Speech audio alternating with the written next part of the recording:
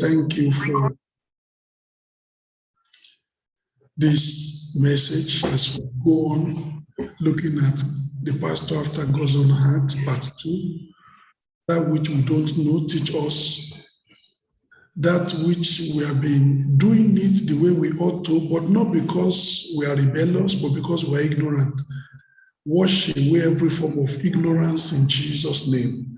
Amen. So that from the standpoint of knowledge and understanding, we can serve you acceptably.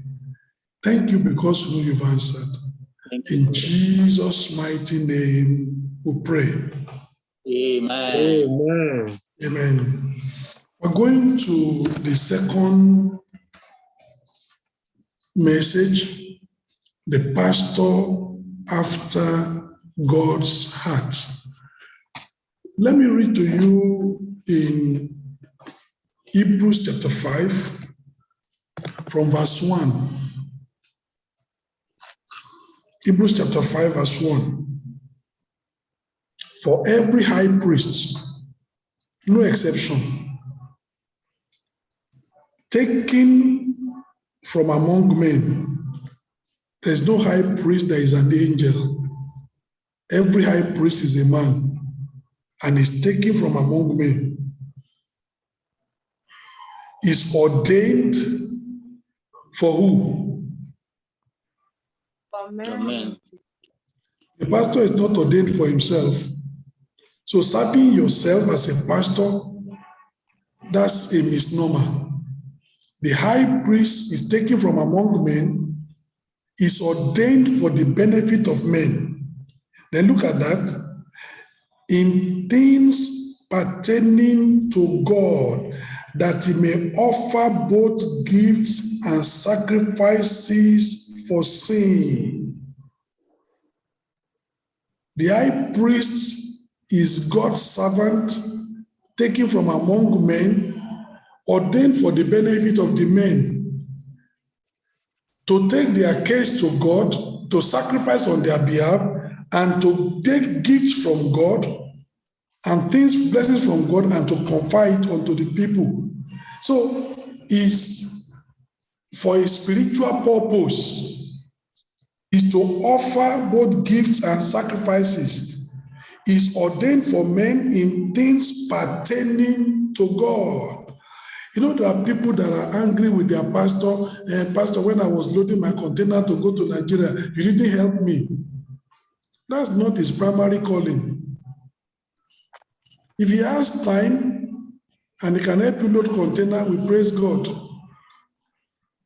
But he's ordained for you in things pertaining to God, and he must focus on that. If he helps you to load container and he doesn't help you in things pertaining to God, he has failed you as a pastor. You may like him. Oh, I like this pastor. He's always helping you. He's always helping people. He's doing this and he's doing this. But his primary calling of offering you spiritual service, he fails in it. He has failed completely when God evaluates him. So every high priest, every pastor is taken from among men, ordained for men, in things pertaining to God. So you should understand that when God has called you as a pastor, why he has called you a pastor after God's own heart, you concentrate on the essential. To qualify to be called a pastor after God's heart, we must fulfill the scriptural criteria that has been laid down. We must do the work as God has ordained and not as we please. The pastor after God's heart focuses on preparing people for heaven while seeing to it that they still experience the best that God has for them on this side of heaven. We help them focus on heaven, but still get the best they can while on earth. So, another thing is that the pastor after God's heart is raising obedient people for heaven. You are not just too concerned about healing. It's good. But if somebody gets healed and doesn't get to heaven, it's wasted. All that healing. is for nothing. So we must raise obedient people for heaven. The obedient children. Look at 1 Peter chapter 1. The apostle writing to his own congregation, he wanted them to be, look at what he wanted them to be. And every pastor, that must be our desire. We want our people to be obedient people. 1 Peter chapter 1 in verse 14. If I read from verse 13, wherefore guard up the loins of your mind, be sober, and hope to the end for the grace that is to be brought unto you at the revelation of Jesus Christ as obedient children. As obedient children, not fashioning yourselves according to the former laws in your ignorance. But as he which hath called you is holy, so be ye holy in all manner of conversation, because it is written, be ye holy, for I am holy. The Apostle Peter was wanting the people that were hearing him, his congregation, the people he was writing his epistle to, he wanted them to be obedient children of God. He said, don't live like you used to live before you were saved. Don't be an idolater like you used to be before you were saved. Don't be an adulterer or fornicator the way you were living in sin and sexual perversion before you were saved. As obedient children, don't fashion yourself after the former conversation in your ignorance. Now you have knowledge. Live holy. Look at what Paul said in 1 Peter and in 1 Thessalonians chapter 3. You know what is the joy of a pastor? Let me show you the joy of a pastor. What's the joy of an apostle or what's the joy of a proper minister of God? Let me show you the joy. 1 Thessalonians chapter 3 in verse 8. 1 Thessalonians chapter 3 verse 8. It says, for now we live, if ye stand fast in the Lord. That's the joy of a pastor, to see the people he's pastoring, they are living right. They are standing in the Lord. They are standing upright. They go everywhere, and they are faithful believers. They show the character of Christ. And Paul said, if we see that, we are satisfied. We live. He says, for now we live, if ye stand fast in the Lord. That's the joy of every pastor. Even if the people don't have money to give, now we live. If you stand fast in the Lord, money is not the first thing. Even when God called people, you know what he said? My son, give me your heart. He didn't say, give me your money. Now we live if you stand fast in the Lord. God has called the pastor to raise obedient people for heaven. That's what God has called us to do. God has commissioned us to seek and to search for sheep that are lost. But many pastors are packing the pews with goats that are found. Do you understand that? God says, go and look for sheep that is lost. Then we say, God, look at this one that we have found. And God said, this one is not sheep, this is goat. And then you say, as a pastor, you have worked. That's not work. Say, but look at this. And you need to understand the difference between a sheep and a goat. A pastor came to Maenza to see me many years ago, and he was just asking and saying, Pastor, doing the work is very difficult. Even paying our rent every month is so difficult. And I said, how many do you have in your congregation? And he said, 150 members. And I asked him, how much is the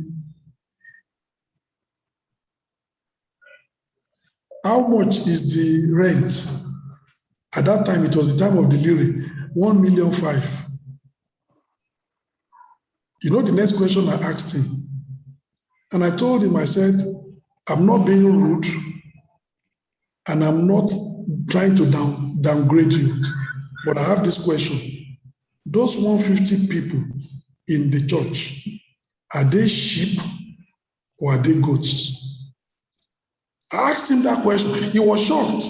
And I said, don't take it. I'm not abusing you, but I'm asking you, those 150 people in the church, are they sheep or are they goats? And I told him that if they are sheep, the tithe and offering in that church, looking at where you are coming from the north, should not be less than 10 million every month. And from that, you can easily pay 1.5 million, and you have much more to even do evangelism and do things. So for you to have 150 people in your church, and you are struggling to pay a rent of 1.5 million at that time, which would be like 750 euro now. I asked him, are they sheep, are they goats? And then he was asking me, 10 million. I said, yes. I told him, do you want me to analyze it? And later I asked people, and people said, yes, the church is about 150. The church, there are very many. That he has not told me any lie. I told him that if it's 150, let's say they are born again. Let's say half the church, they are not even working. Half the church, they are not even working. I told him, let's even say that only 1/3 of the church is working, and they earn 1 million lire every month. 50 of them, and they are faithful because they are sheep, born again, faithful in the Lord. I said each person, his tithe is 100,000 lire. He doesn't give offering, no offering. No offering. His tithe is 100,000 lire. 50 of them, that's already 5 million. And I said the remaining 100 people, some of them are doing part-time jobs, some of them are doing this and that. They give offering. Sometimes somebody makes a vow, the Lord has blessed him, and he wants to appreciate God. From those 100, some of them will give maybe on a Sunday, 20,000, 10,000, 5,000, they will give offering. Before you gather that together, you may have another 5 million lire coming from all those Thanksgiving offering, vows, and whatever normal offerings. So that congregation should not be less than about 10 million. So for you to be telling me that you are struggling to pay the tithe, to pay the of 1.5 million, there is a problem. My question is, are those goats or are those sheep? There was another pastor that came to me one time and said, in Rome, and I said, Pastor, we were just discussing, and he said, we're having a lot of challenges in our church, and I don't really know what to do. I'm really tired. That every month is a challenge paying tithe, paying our rent. I asked him, how much was the rent? He said 1,100 euro. All right, 1,100 euro. I said, how many are members in the church? He told me 100. And I believe him because I know how big the church is. The church is in Rome. I asked him again, I said, are they sheep or are they goats? Then I told him, I said, my brother, do quality work. And I told him, I said, do you know that in the same Rome where you are, our church in Rome at that time, I said, we're about 30 brethren in the church in Rome. More than half are refugee Cherokee brethren. I said our tithe and offering is never less than about 2,500 euro every month. We will pay that rent and it will remain.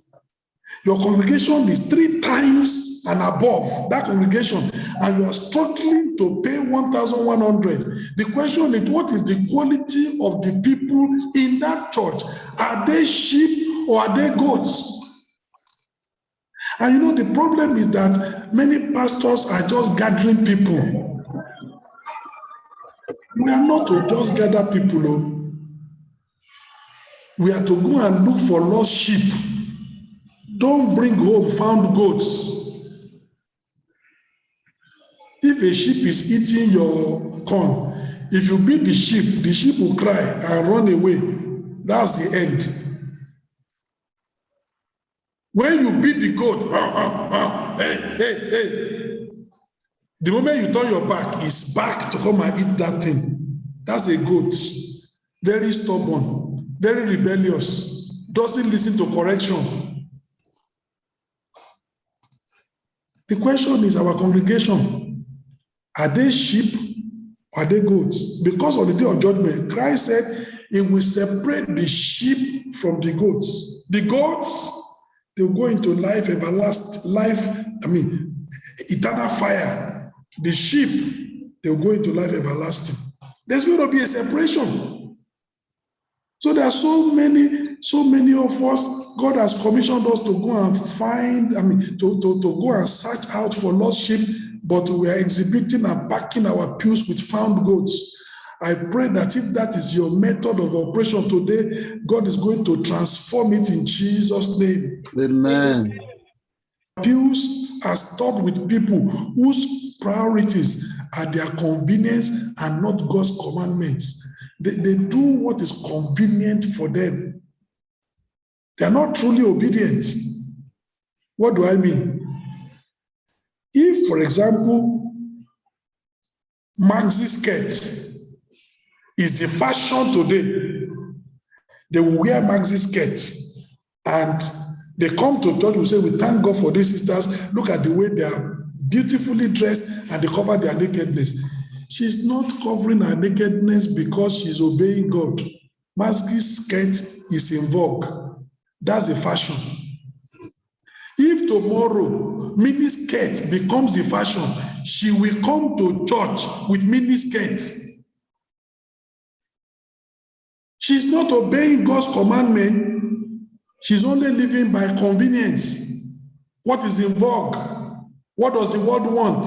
And sometimes what the world wants just happens to be, if it's maxi skirt, it covers nakedness. And we think that this sister loves the Lord. But no, she's just following fashion.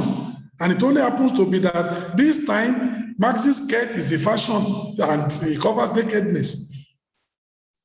How can we fill our pews with people whose priorities are their convenience and not God's commandments? No, we want people, there was a pastor, people in his congregation, they told him many years ago, it's not a black pastor, a white pastor. People say, people are not coming to church because, pastor, you put the service at the time when there is a football game. The pastor said, we want people to come to church, not because the football game is over. We want them to come to church in spite of the football game. So you want us to shift the church service for the football, but they will play football on Sunday morning. They don't shift their football for church. But believers are saying, because I want to attend that football, pastor, let's shift the service to when it's convenient. They're looking for your convenience, and that pastor said, we want people to come to church, not because the football game is over, but because they love the church, they love God. And that's what happens. Don't we have many people say Manchester United is playing Liverpool? They won't come to church. They will watch that ball. Not even in this age where you can record and later you can watch. Say, I want to watch it fresh. But it doesn't have the mind of worshiping God fresh, but it has the mind of watching the game live, fresh. And then when they come and say, Father, I want you to bless me, and God is looking at him. Is that the way to worship me? And then they say they are praying, God is not answering. You are not honoring God. You are serving him at your convenience.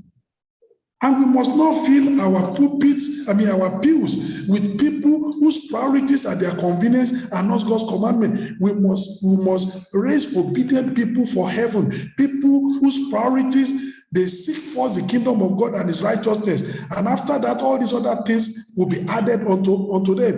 If the church service clashes with the football, with the football match, they choose the church service and go to church and say, later, I can watch the football match, recorded. They seek first the kingdom of God and his righteousness. Then all the other things can be added unto them. Those are the kind of people God wants us to raise. We are raising people whose priorities are their own thrills and not God's tasks. God has assignment, but they are not after that. They just want the things that thrill them, the things that suits them, the things that makes them happy, the things that they're excited about. No. God created us for his own pleasure, not for our own pleasure. We need to understand that. God said, these people are I created for my own pleasure. They will show forth my praise. But people think that they are created for their own pleasure. You've missed it. We must raise people who have that mentality that they have been raised, they have been created for God's pleasure. And that's their priority, to bring God pleasure, to bring God happiness, so that God can look at Satan and say, have you considered my servant Job? To raise a people that God can be proud of and can tell Satan, look at my people.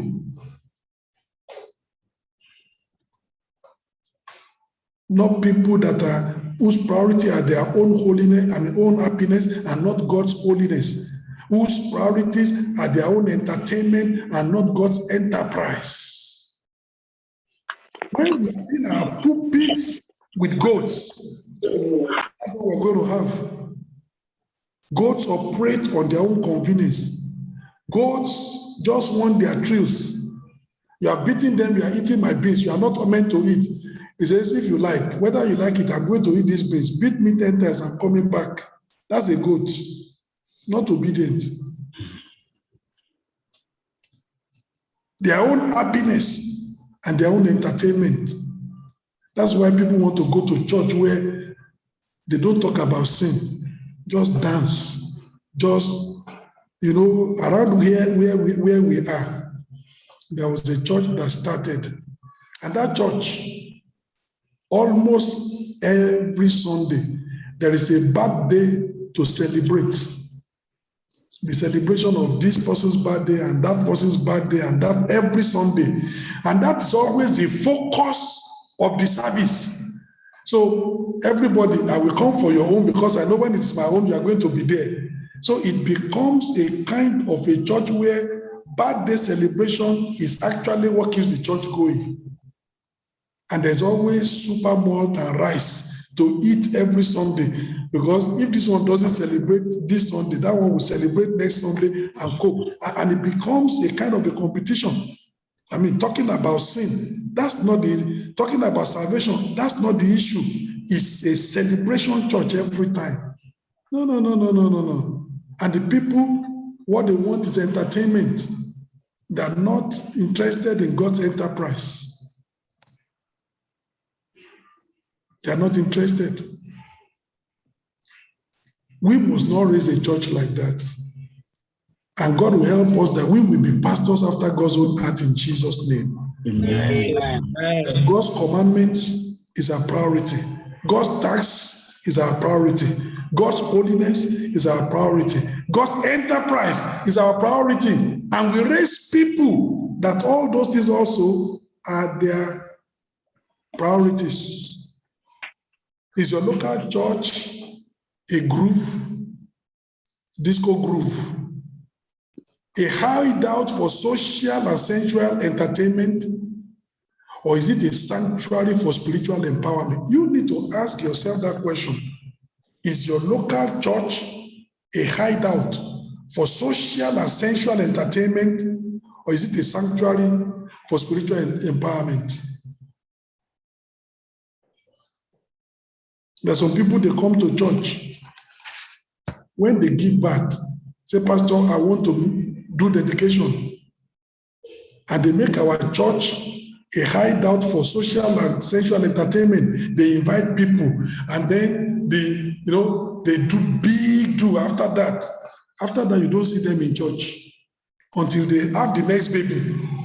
Then when they have the next baby, I want to do child education. They've turned the church. It's like the church is only there to dedicate their child. It's not for spiritual empowerment. We must not allow anybody to make our church like that. No, we tell them, this is a service that we do for people whose first priority is seeking the kingdom of God and his righteousness. This is an addition.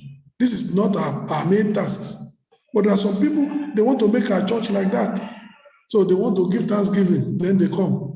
Then they want to do child education, then they come. My father died and I want to do, post-burial thanksgiving, then they come. After that, you don't see them. They're not interested in spiritual empowerment. Bible study, you don't see them. Prayer meeting, you don't see them. Night vigil, you don't see them. If you see them once in 2 months in Sunday worship, you praise God. We must not allow people to make our church into that. Some churches have become like that. They are entertainment centers. They are centers, like these event centers in Nigeria. Event centers are there. Anybody can come. They are just there to serve whatever. You have just graduated, you want to celebrate, they are open. You want to wed and you want to use it for wedding reception, they are open. They are event centers.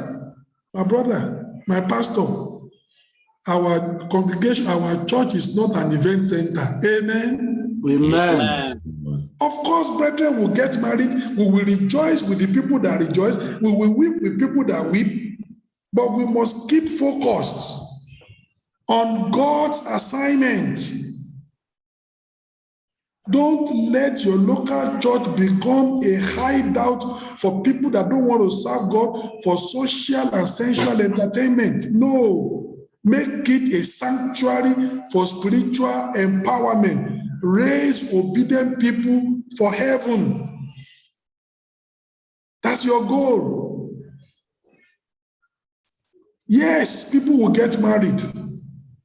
And Jesus will be present at the wedding at Cana of Galilee. But my pastor, God has not called you to be the master of ceremony in the wedding.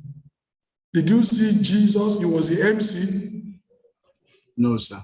He was at the wedding, yes. When the wine finished, he helped them, yes. But wasn't Jesus that said, today is going to be groovy. DJ, give us something. And it's a pastor that is the MC in charge. A pastor, that's not your calling. Other people can do that. Other people can do that.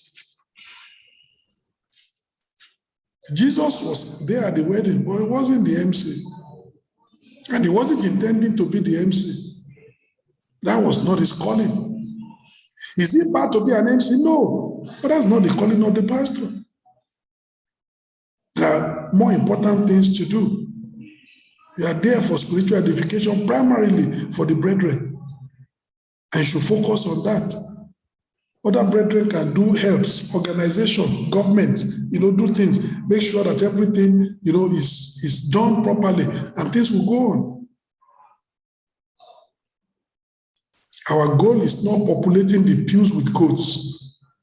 Our goal is furnishing the kingdom with sheep. Let everybody say that.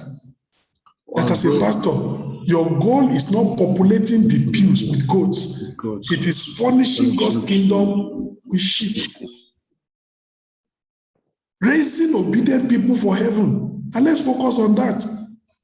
Give thorough message of salvation. Let people be saved.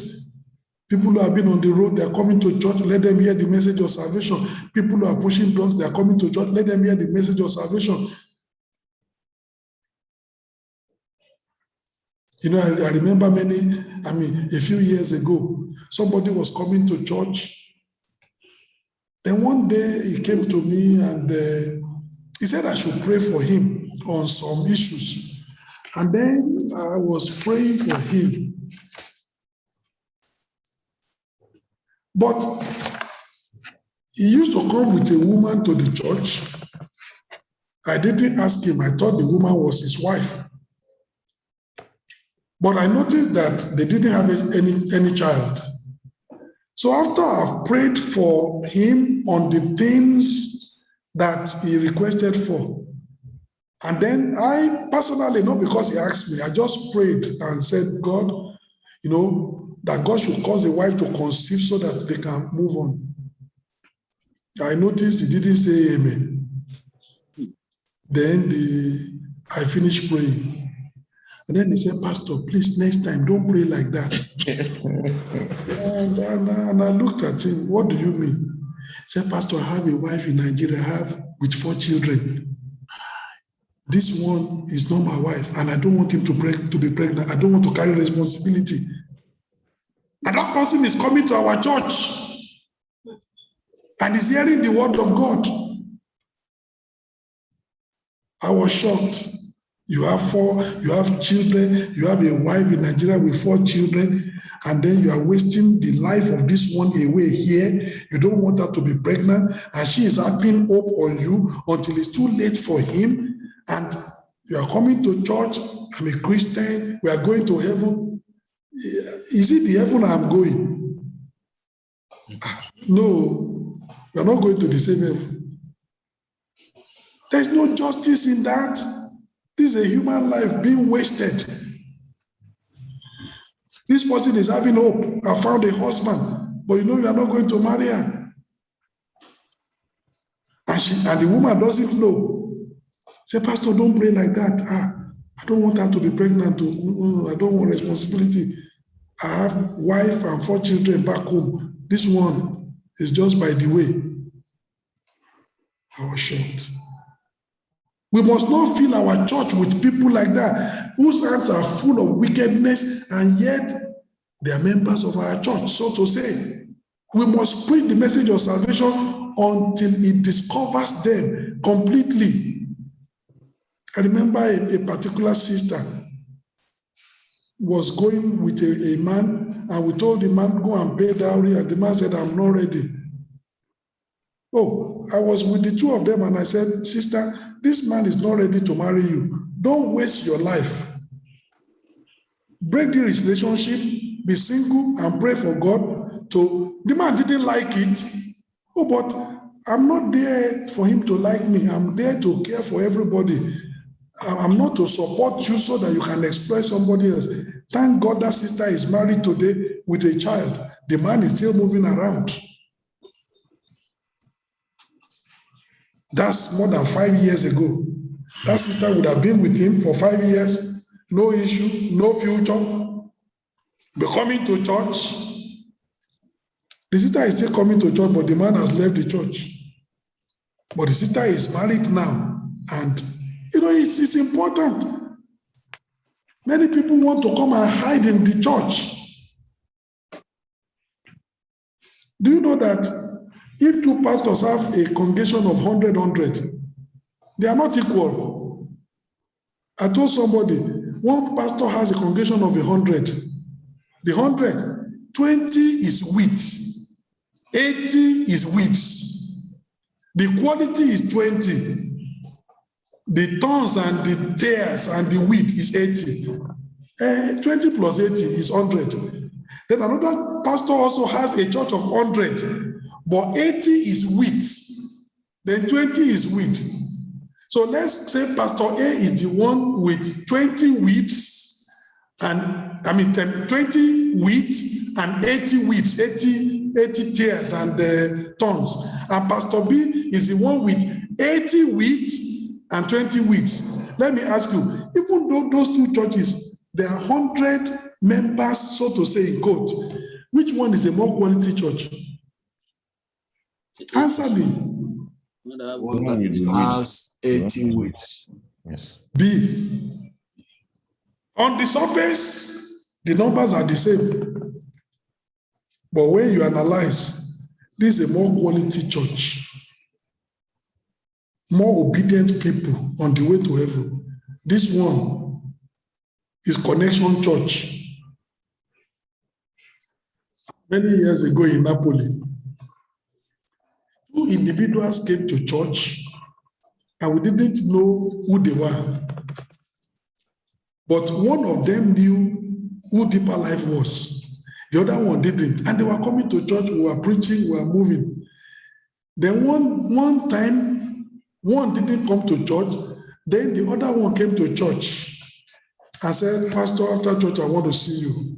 So pastor said, all right. So after church, pastor said, you are so concerned, you want to see me. He said, yes, pastor, I want to see you. So tell me, said pastor, I want you to call brother A. Let's call them A and B. I want you to call brother A and you help me to speak to him. So, because brother A has cheated me. So pastor said, all right, brother B, how did brother A cheated you? Said, pastor, we did a deal.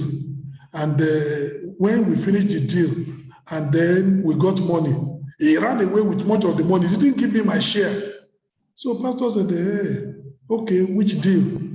So he was looking at pastor. He said, pastor, now, all this cocaine and this and that, we did the deal, we sold it, we made money.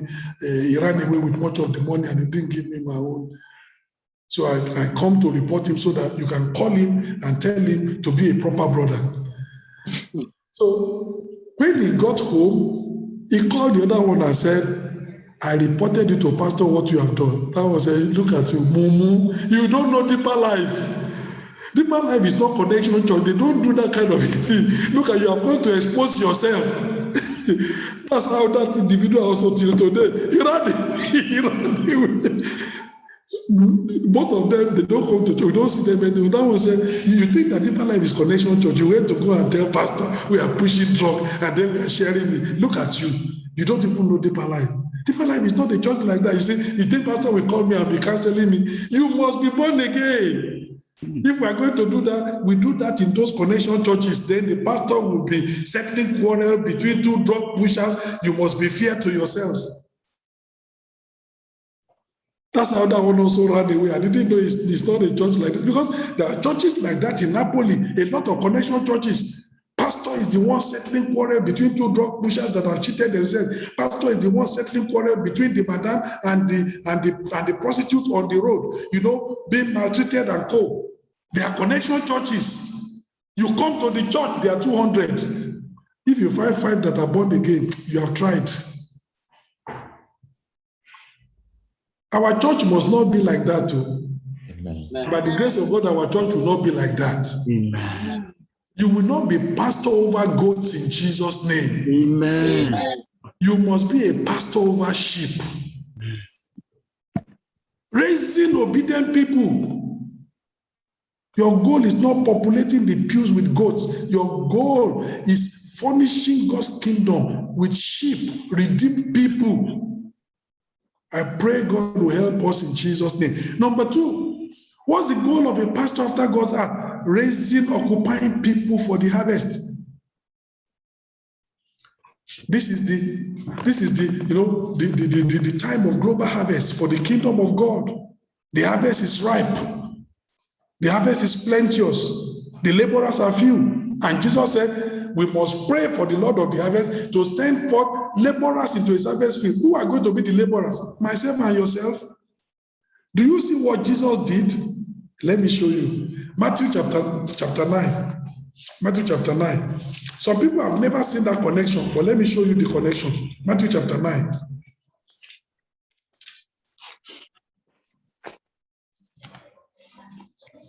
Matthew chapter 9, verse 36.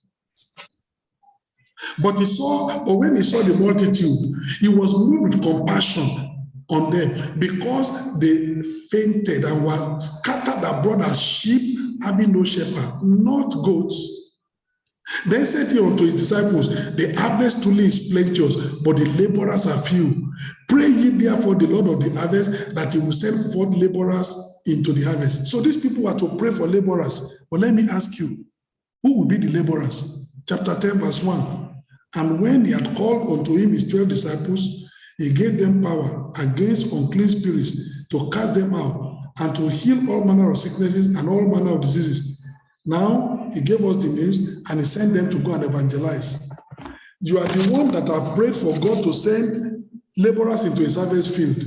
You that you have prayed for laborers for the harvest field, you are the first set of laborers in the harvest field. It's hypocrisy to be praying, God send laborers into the harvest field, but you yourself, you are not ready to be a laborer in the harvest field. No. That's hypocrisy. The people that he told to pray for laborers in the harvest field, they were the first set of laborers. They were the first answer to their own prayer. He sent them out to go and preach the gospel. So we are going to be the laborers. And the pastor, you need to raise people that are occupying for the Lord. The Bible says a man went to a far country, to a certain nobleman went to a far country to receive for himself a kingdom and to come. And he gave his servants a poundage and said, occupy till I come. We need to raise occupying people for the harvest. People that are going out, evangelizing, reaching out. Very important. Occupy till I come. That is the command of the master. The ministry gifts of apostle, prophet, teacher, pastor, evangelist are primarily to prepare God's people for God's work. It says to perfect the saints for the work of the ministry, to equip the saints for the harvest that is there. That's why we are there. And as a pastor, you must make it your priority that you are going to be equipping the brethren so that they can be harvesters for God. The pastor is especially privileged because he has more contact and a more stable relationship with the flock. Do you know that the pastor is one of the most important in the fivefold ministry? You know why? The evangelist comes, he has ministered, 1,000 people have gotten converted, he moves on. But it's a pastor that sees the people day after day, that has more time with the people, that can have more impact with the people.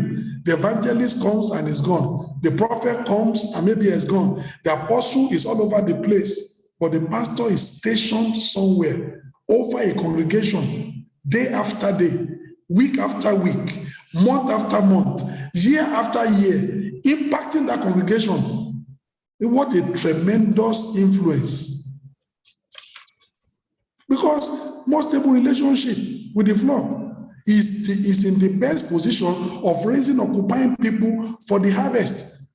He not only can pastor, he can do the work of an evangelist. If you know that Timothy was a pastor, but Paul told him, do the work of an evangelist. He's not a pastor, but he's to do the work of an evangelist. I mean, he's a pastor, he's not an evangelist, but he was told, do the work of an evangelist. Raise people. No, for evangelism, you yourself. So that's important. He can teach the flock how to evangelize. He can mobilize the church for this purpose of global evangelism. If you look at what the church is doing now, the global crusade, that's essentially that harvest for the Lord. The Lord has already given the word. We must raise up the great company that will publish it. Psalm 68, verse 11. And in your congregation, you must raise up people to join this great company. In my congregation, I must raise people to join this great company. Psalm 68 in verse 11. The Bible says, Psalm 68, verse 11. The Lord gave the word. The Lord has already given the word. Great was the company of those that published it. And we're looking for that great company of people that are going to publish the word. People from my congregation, people from your congregation, people from that congregation, people from this congregation. And if we're going to raise that great company, that's part of the duty of the pastors, to raise people that are going to occupy for the end time harvest. Another thing for the pastor after God's own is reaching outside people with hope. Reaching outside people with hope. The unsaved, they are called outsiders in the scriptures. Why are they called outsiders? They are outsiders to the grace of God. They are outsiders to the covenants of promise. They are outsiders to the family of God. They are without hope. They are without God. They are without Christ in the world. That's why they are outsiders. Ephesians chapter 2. And we want to reach them with hope. Some of them have lost hope, but we want to tell them hope can be restored. We want to tell them this is not the end. You don't need to commit suicide. God can help you. Reaching outsiders with hope. Ephesians chapter 2 in verse 11. Wherefore remember that ye being in time past, that's your past, Gentiles in the flesh, who are called uncircumcision by that which is called circumcision in the flesh made by hands. That at that time, when we were Gentiles, you were without Christ, being aliens, you were aliens from the commonwealth of Israel, and strangers from the covenant of promise, having no hope and without God in the world. We were far. Verse 13, but now in Christ Jesus, ye who sometimes were afar off are made nigh by the blood of Christ. We were foreigners, but he brought us in. We are now fellow citizens with the saints. That's why we call them outsiders. They are outside the grace of God, outside Christ, outside God, having no hope, outside the covenants of the promise of God, outside the commonwealth of Israel, outside the family of God, and yet we want to reach them with hope. That's why, look at 1 Thessalonians chapter 4, verse 13. When the apostle was talking about people who are dead, he said that, brethren, okay, some of us have died, but don't be like people who have no hope. 1 Thessalonians chapter 4, verse 13.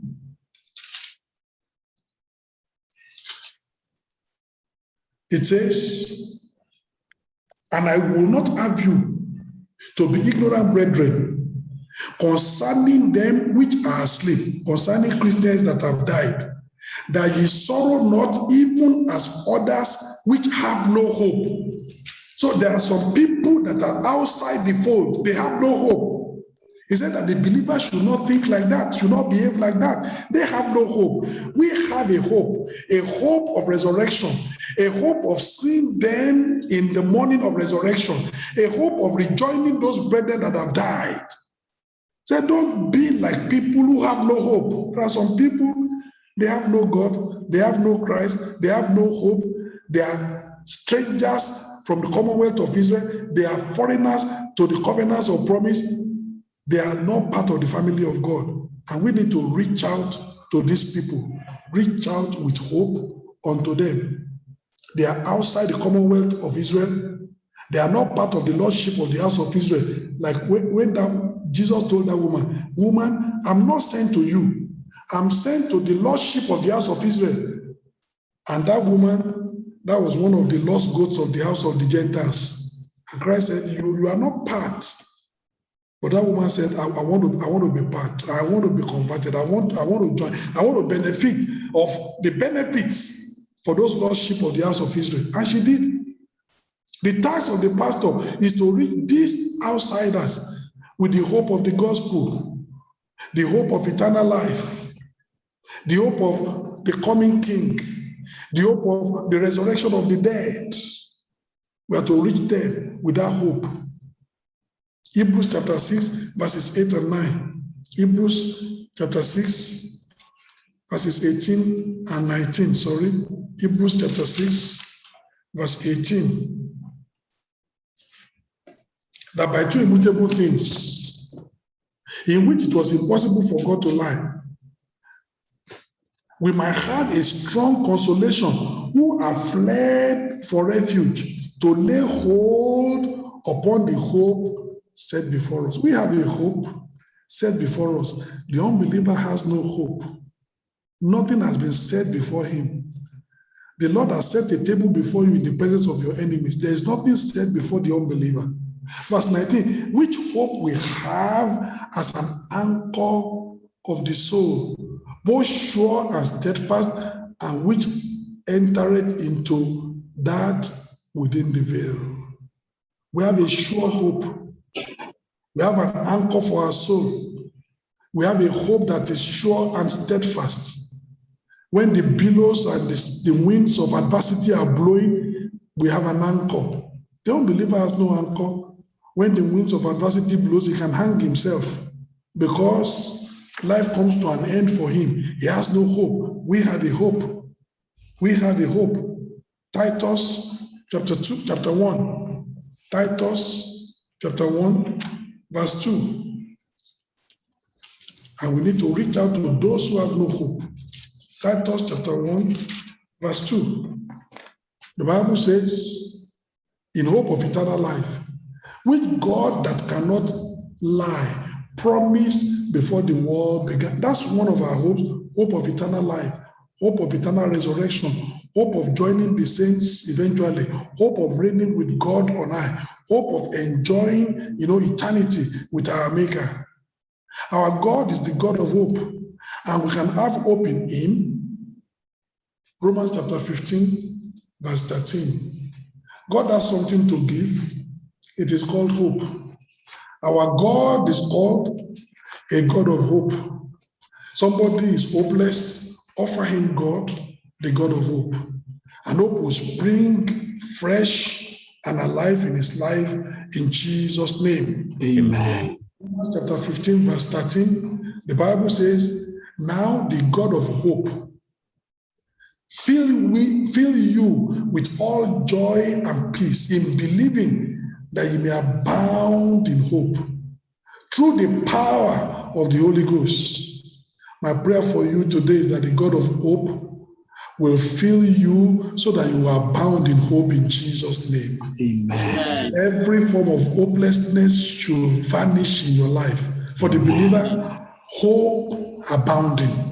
Hope abounding. Amen. Because our Father is the God of hope. When you find a believer that is hopeless, something is wrong.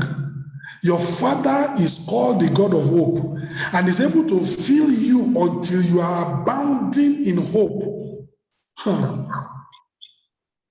But there are people that don't have that hope. We need to give them that hope.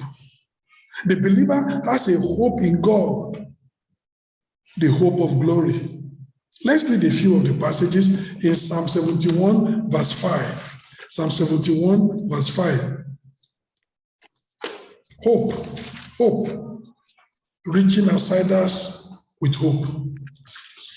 Psalm 71, verse 5. For thou art my hope, O Lord God, thou art my trust from my youth. Say, I don't have any other hope. God is my hope. I pray that God will be your hope in Jesus' name. Amen.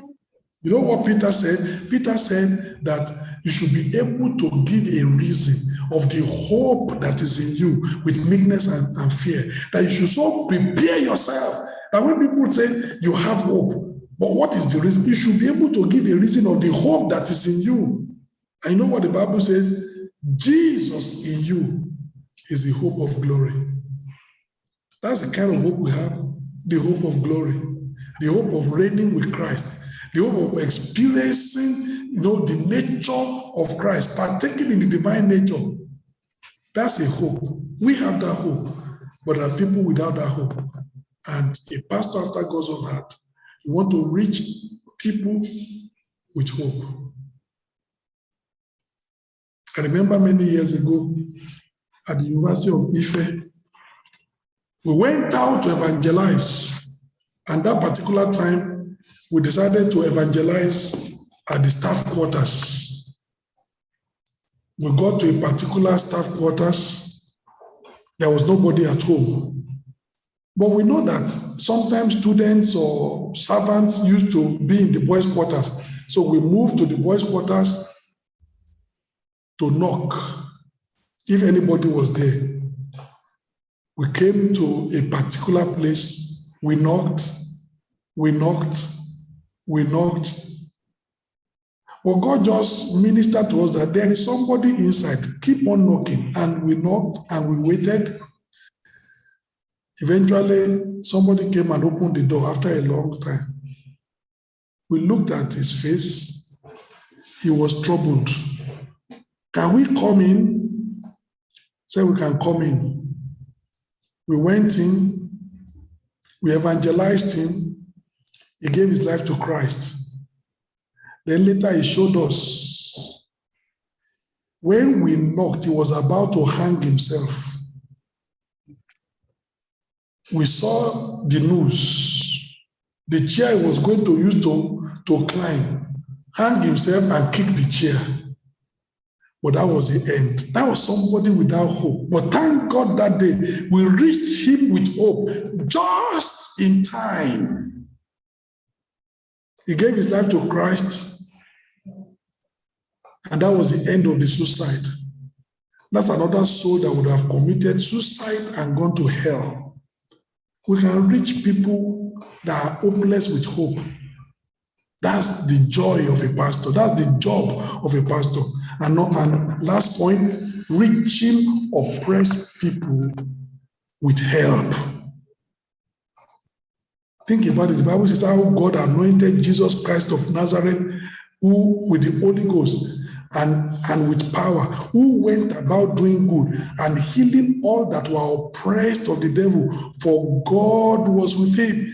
That's our duty. Reach out to the people that are bound. Release the oppressed. Pray for the sick. Release the people that are bound. Bring liberty to those who are captives. That's what Jesus did with the anointing that God gave him. He moved around with the Holy Ghost and with power, and he was doing good, healing all that were oppressed of the devil, for God was with him. God wants us to reach oppressed people with help. If the chief shepherd reached the oppressed people with help, we that are under shepherds, we need to follow his example and do the same. The Bible says Jesus left us an example that we should follow his steps. And Jesus Christ said, if you will be a perfect servant will be as his Lord. What he does, we should do. What he did, we must do. Jesus preached and taught everywhere, as well as ministering deliverance to the captives and total freedom to the people that were bound and oppressed. The leper, if thou canst make me whole. He reached out unto him. I will be thou whole. The monarch of Gadara, he couldn't even ask for help because he was not even normal. He was not in his right senses. But Jesus still reached out to help for him and released him. And that's what we are to do. And Jesus sent his disciples to go out, heal the sick, preach the gospel. Freely you have received, freely give. They did.